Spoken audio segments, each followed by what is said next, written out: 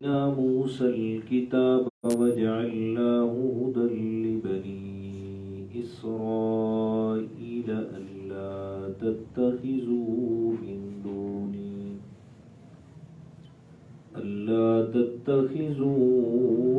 دوني وكيلا ذرية من حملنا مع نوح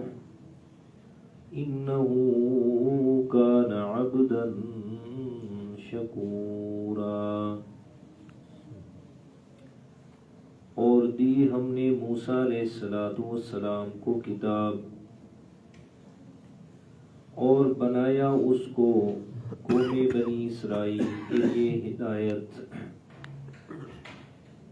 کہ نہ ٹھہراؤ تم میں اللہ تعالیٰ کے علاوہ کسی کو کارساز، تم جو اولاد ہو ان لوگوں کی جن کو سوار کیا ہم نے نوح علیہ السلام کے ساتھ، بے شک نوح علیہ السلام میرا شکر گزار بندہ تھا۔ صدق اللہ العظیم۔ اللہم صلی علی محمد نبی الأمی وعلى آلہ وأصحابہ وسلم تسلیما۔ سورہ بنی اسرائیل آیت نمبر 2 اور 3 ہے۔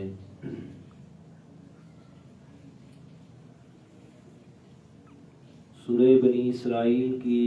آیت نمبر 1 کے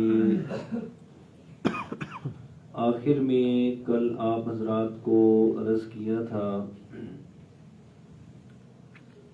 کہ اللہ تعالیٰ نے واقعہ معراج اپنے پیارے پیغمبر جناب محمد رسول اللہ صلی اللہ علیہ وسلم کو عطا فرمایا، اور اس کے آخر میں یہ لفظ فرمایا لِنُرِيَهُ مِنْ آیاتنا۔ دو تفسیریں کل آپ حضرات کے سامنے عرض کی تھی، اور دوسری بات یہ عرض کی تھی کہ اللہ تعالیٰ نے فرمایا کہ یہ میرا ایک دستور اور اصول ہے کہ جب میں کسی قوم کو کوئی بھی معجزہ عطا کرتا ہوں بذریعہ پیغمبر کے، اگر وہ قوم اس معجزے کا انکار کرے تو پھر میں اللہ تعالیٰ کے عذاب سے انہیں کوئی بھی نہیں بچا سکتا۔ لِنُرِيَهُ مِنْ آیاتنا، فرمایا ہم نے یہ معجزہ اپنے پیغمبر کو عطا فرمایا، سن لو مشرکین مکہ، اگر تم نے اس کا انکار کیا میرے واضح نشانی اور واضح معجزے کا، تو پھر تمہیں بھی میں اللہ کے عذاب سے کوئی بھی نہیں بچا پائے گا۔ اور پھر عذاب آیا غزوہ بدر کی صورت میں،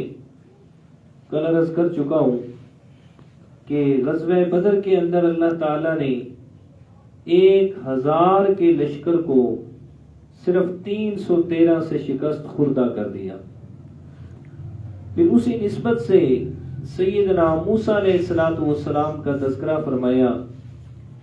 کہ موسیٰ علیہ السلام کو بھی ہم نے بڑی بڑی نشانیاں اور معجزات سے نوازا تھا، اور جس وقت قوم بنی اسرائیل نے، قوم فرعون نے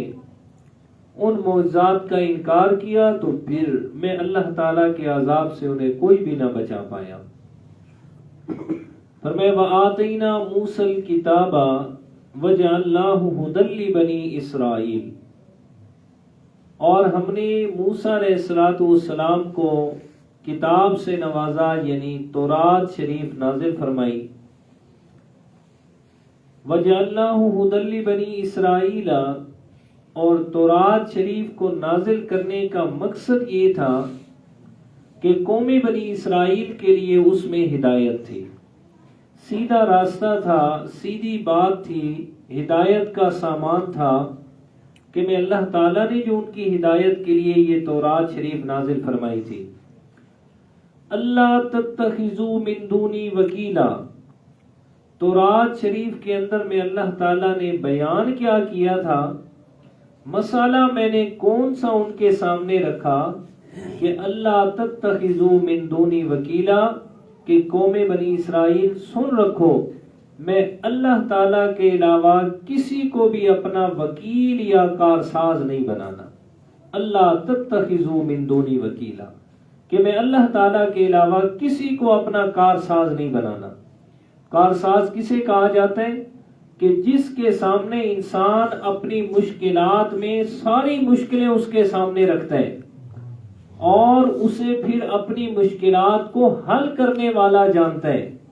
کہ میں اس کے سامنے اپنی مشکلات رکھ رہا ہوں اور یہ میری مشکلات کو آسانیوں میں تبدیل کر دے گا۔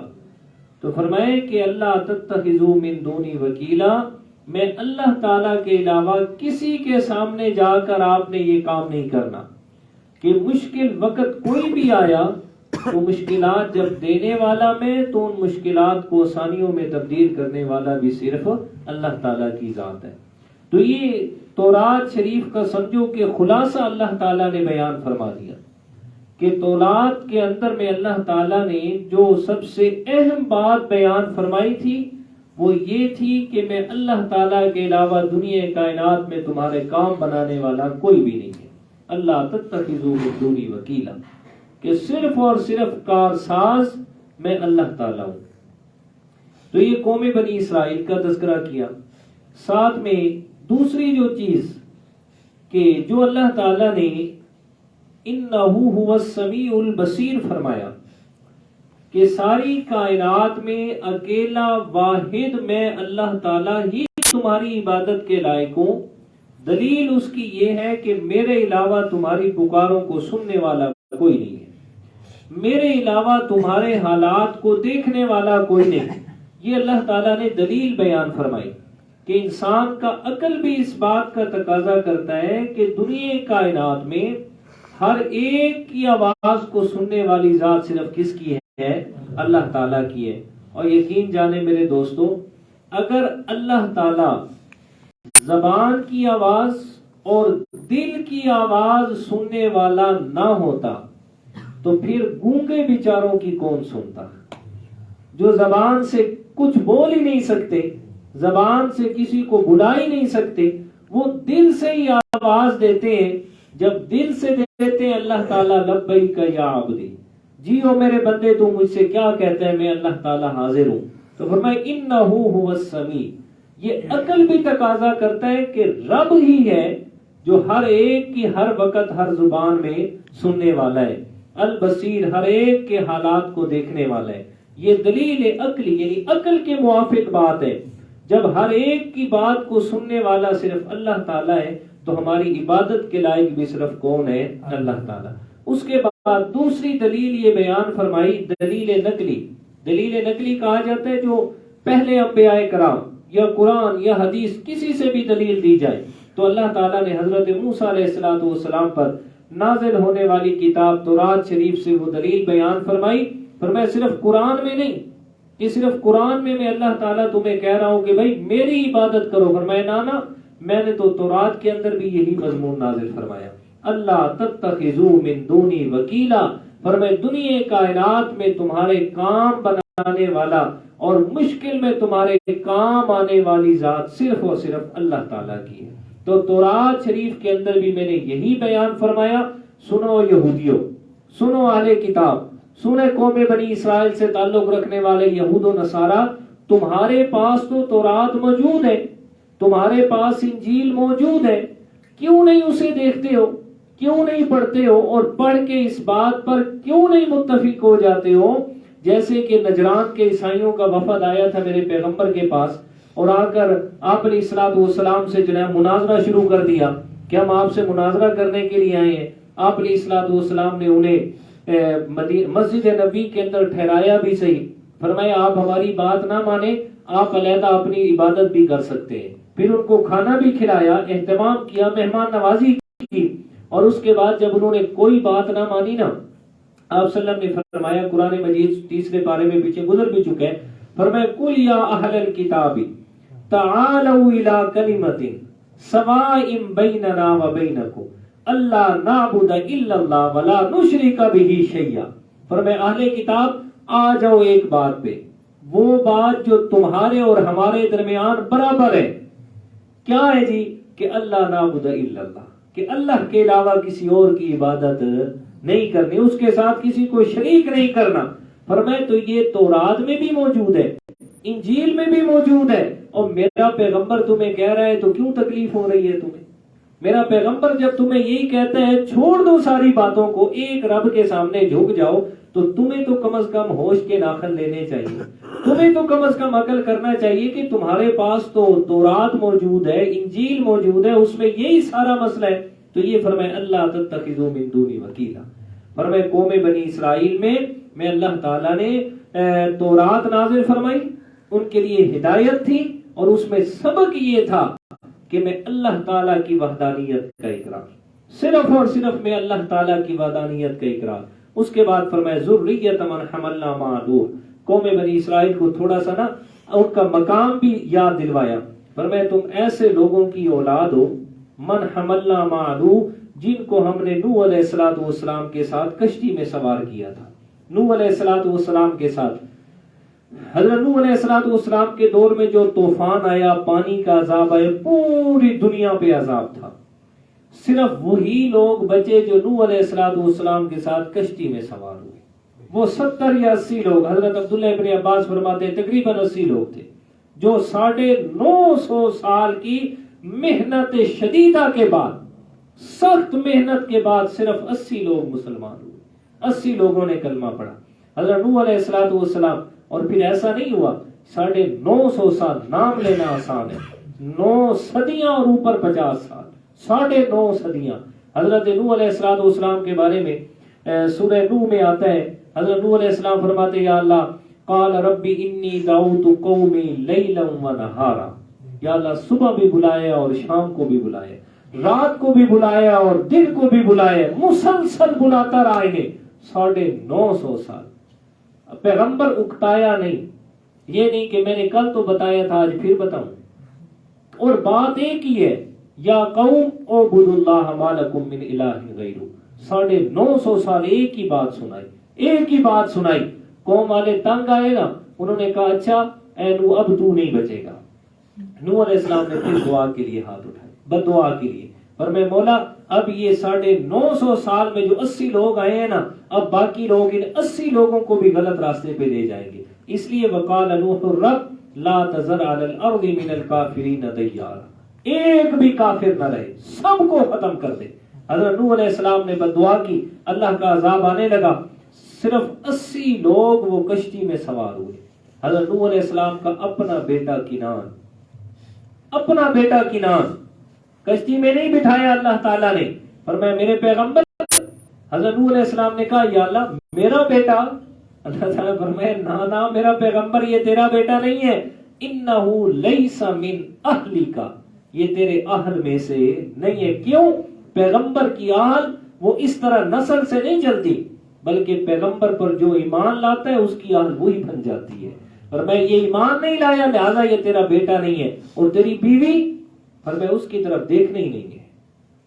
وہ بھی تیرے اوپر ایمان نہیں لائی، وہ بھی انہی کے ساتھ فکان من المغرقین، انہی کے ساتھ غرق ہو جائے گی۔ فرمایا صرف اور صرف 80 لوگ بچے۔ جس وقت اللہ تعالیٰ نے آسمان کو تھمنے کا حکم دیا، یا سماء اقلی، فرمایا میں نے حکم دیا کہ تھم جاؤ، زمین خشک کر دی، سارا کچھ، جودی پہاڑ پہ وہ کشتی رکی، وہ 80 لوگ جو تھے نا، ساری دنیا جتنی نسل چل رہی ہے وہ ان 80 لوگوں کی چل رہی ہے، وہ ان 80 لوگوں کی اولاد آگے بڑھی ہے۔ اللہ تعالیٰ نے وہ 80 لوگوں کی اولاد کو بڑھایا، تو یہی فرمایا ذریۃ من حملنا مع نوح، اور خدا کا خوف کرو جی، آپ تو کتنے عظمت والے لوگوں کی اولاد ہے۔ نوح علیہ السلام کے ساتھ جو سوار ہوئے، اور نوح علیہ السلام کون تھا؟ انہو کان عبدا شکورا، فرمایا نوح علیہ السلام میرا بڑا شکر گزار بنتا تھا، اور 950 سال جو شکر کرتا رہا، مارے کھا کھا کے، پتھر مار مار کے وہ اپنی طرف سے پتھروں کے نیچے دبا کے چلے جاتے، اور نوح علیہ السلام کے پھر وہ جو ماننے والے آتے پتھر ہٹاتے، نوح علیہ السلام زخموں سے چور چور اٹھتے اور پھر اپنی قوم کو کہتے اعبدوا اللہ ما لکم من الہ غیرہ، اور میری قوم مان جاؤ۔ فرمائے انہ کان عبدا شکورا، فرمائے وہ میرا بندہ بڑا میرا شکر گزار تھا۔ حدیث پاک کے اندر آتا ہے، مشکات شریف میں حدیث ہے، اور دوسری حدیث ہے غالباً ترمذی شریف میں، آپ نے فرمایا کہ جو بندہ ہر وقت پانی کا گھونٹ پیتا ہے تو اللہ کا شکر کرتا ہے، کھانا کھاتا ہے اللہ کا شکر کرتا ہے، جو ہر وقت اللہ کا شکر کرتا ہے نا، ایسا بندہ اللہ تعالیٰ کو بڑا محبوب ہوتا ہے۔ اللہ تعالیٰ کا شکر کرنے والا اللہ اس سے محبت فرماتے ہیں۔ اور مشکات شریف کی حدیث فرمایا کہ قیامت کے دن جب ساری انسانیت قیامت کی گرمی اور سختی سے تنگ آ کے دوڑ رہی ہوگی ایک پیغمبر کے پاس، اللہ سے شفاعت کرو نا کہ اللہ تعالیٰ جو ہے ہمارا حساب کتاب شروع کرے، تو جب نوح علیہ السلام کے پاس جائیں گے نا، تو نوح علیہ السلام کی یہی صفت ان کو یاد کرائیں گے کہ اللہ تعالیٰ نے قرآن مجید میں آپ کو فرمایا انہ کان عبدا شکورا، تو بڑا شکر کرنے والا بندہ تھا، اللہ سے کہے نا کہ ہمارا حساب کتاب شروع کرے۔ تو نوح علیہ السلام پھر آگے بھیجیں گے، وہ ایک لمبی حدیث ہے۔ تو یہ دو آیات اس میں اللہ تعالیٰ نے اپنے پیارے پیغمبر کی صداقت کا تذکرہ کرتے ہوئے کہ میرا پیغمبر جو تمہیں عقیدہ توحید کا کہہ رہا ہے یہ نئی بات نہیں ہے، نوح علیہ السلام بھی یہی کہہ کے گئے، حضرت موسیٰ علیہ السلام بھی یہی پیغام دے کے گئے، جنہوں نے مانا سو کامیاب ہوئے، جنہوں نے نہیں مانا وہ نہیں بچے۔ اگر تم بھی نہیں مانو گے تمہیں بھی میں اللہ کے عذاب سے کوئی بچانے والا نہیں ہوگا۔ اللہ تعالیٰ عمل کی توفیق عطا فرمائے۔